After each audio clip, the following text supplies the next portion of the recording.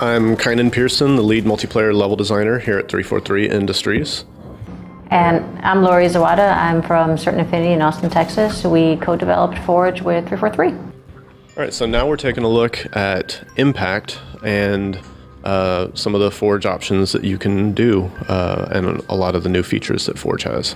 Impact is one of the three multiplayer maps three Forge maps that we are going to offer for Halo 4. Whenever you're working in Forge, you have a bunch of different options for object types that you can use. In each of our maps, of our Forge maps, we have a specific palette for that map that has some unique and custom pieces that you'll only find in that version. You can see that now we have the new labeling and highlighting, so it tells you what object you're looking at and it highlights it green so that you know whenever you press the button you will grab that object. You can also do things like quick delete, and then you can see how whenever you drop a piece and then you drop out of Forge mode or out of monitor mode, that it generates light maps and puts shadows on the piece, which is new to Forge. One of the big pushes we had for Forge was to make sure that the visual fidelity was as close as possible to a single player or multiplayer map. We want Forge artists to create beautiful maps, not only fun ones, but usually have things like the shadows.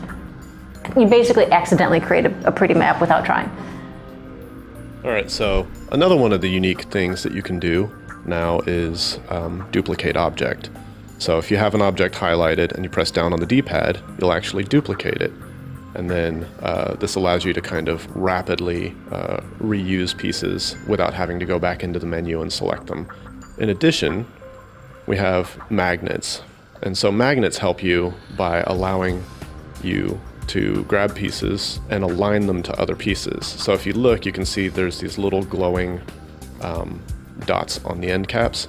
Those are the magnet snap points that allow you to use a piece, duplicate it, and then just immediately snap it in location without having to go into the nudge tools.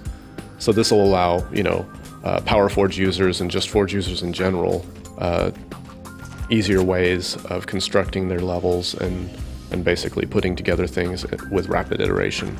Yeah, and magnets are actually on almost all the Forge pieces. So we have example here is for these hallways, but they're on ramps, they're on entrances. There's certain Forge buildings where we anticipated people might snap things to them, whether it's on the roof, windows. A lot of familiar pieces to the Forge palette that was used in Forge World, although everything's been redone. This map uses a UNSC palette, which is also another unique to Halo 4 Forge feature. The new ordnance system gives you access to dropping ordnance. You have initial drops, which is something that comes down at the very start of a map. Random drops, which will randomize what ordnance shows up, and then objective drops. So whenever you accomplish certain goals, you can have those come in. Actually, in the gadgets palette, if we open that up really quick, we have some new features. We still have the man cannons. We have something new called gravity zones, if you want to go over those. Yeah, so the gravity volumes, these allow you to change the kind of traits of what happens whenever you enter them. This not only affects the player character, but it will affect weapon or vehicles as well. Yeah. So as you can see, when I'm within this volume, I have low gravity settings, and all of this stuff is customizable and tunable so that players can set up, specific things where, you have a bunch of different railways or structures, and then in certain areas only, you'll be able to have, low grav or reverse grav or just anything that you want to do. So there's plenty of creative things that you can do with the specific traits of the gravity volume. You can actually stack a couple of these gravity volumes together and it compounds itself. In addition to this, you also have the choice to either have something visible in the game or they could actually be invisible. So this could be like little surprises for people, but the possibilities of this is pretty nuts. Okay, one of the other unique things that we have going on with Forge is that if you have something that's a base piece that you've located and you know exactly where you want it to go, you can basically lock that piece in place so that now if I'm pressing the A button, I can't grab it, I can't edit it unless I choose to unlock it by, again, pressing left on the D-pad. The good thing for this is that you can kind of place your foundation pieces and build off of it, and you no longer have to worry about accidentally grabbing a piece and nudging it while you're doing your construction. This gets super, super useful when you're working with 300, 400, 500 forge pieces in a single scene, and you don't want to accidentally move something that you spent some time getting just right. In combination of this, there's also the delete features. Yep. So one of the other things that you can do is you can grab an object, or you can just go in and you can do delete by palette. So you can delete all of these specific objects, or you can delete by palette and choose objects within the menu that you want to make sure that you've deleted and you don't have them. But in addition, if you'd like to start over from scratch, you can just delete everything.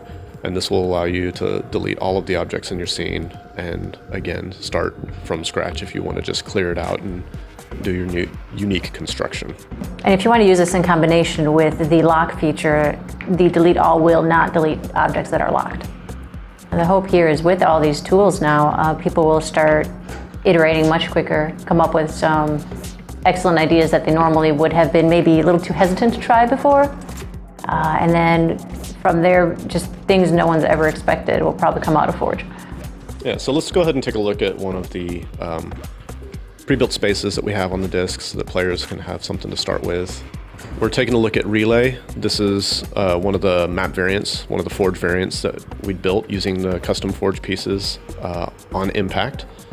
This shows you kind of how you can put together a complete map without using any of the terrain, just using all of the Forge pieces. You can see that this is a symmetrical 4v4 map. It's objective based, so all of the different objectives are all set up on here. And it gives you a bit of an understanding of how much you can do with Forge and using the unique UNSC palette, kind of how different this looks from the Forge World Halo Reach palette.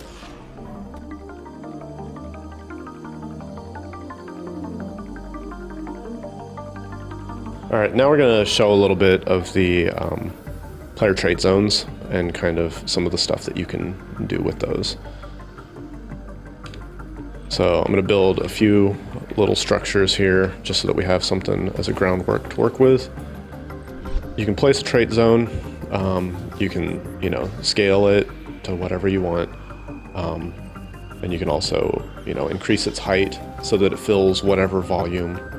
Once you have it set up how you would like, then you can actually go into the trait zone properties. Your trait zone properties will give you a bunch of different options. So you can set shields and health. You can basically make sure you can boost somebody to have 300% damage resistance in, or shield multiplier. You can change their shield recharge rates, give them headshot immunity, just whatever ideas you have for the game type or the specific trait zone you could do. But you can also do things to adjust player movement, so you can adjust your gravity to lower that. Your jump height can be significantly increased when you're in. You can boost your player speed. So you can see here that you could either adjust one trait, or you could just adjust any combination of those traits. There's 4 different buckets, and a total of 16 of them in a Forge map. So 4 different buckets, but 16 of these little circles throughout the map. These trait zones will appear invisible in the game. You have options also to disable your weapons, to add infinite energy to your weapons, to be invisible, and again, so you have all these options to be able to customize these in any way you would need to work through the stuff that you have that's defined. So again, using the various large structures and our construction pieces, you can see how you can put together something fairly quickly just using some of the predefined stuff and magnets. But this, in combination with some of the player trait zones as well, lets you do some unique things. So for instance, I've got this thing and you can see clearly that my jump height isn't big enough to get up there, but I'd like to allow that in this map. So you can go in. Yeah, so this is a lot of stuff that you can just mess with for as long as you want. There we go. Oh. Still a bad jump. Right. Bam. So again, when you enter this, you'll see that, based on your gravity settings, that stuff is different. But yeah, it's just some of the cool stuff that you can do with the player trait zones and the Forge palette.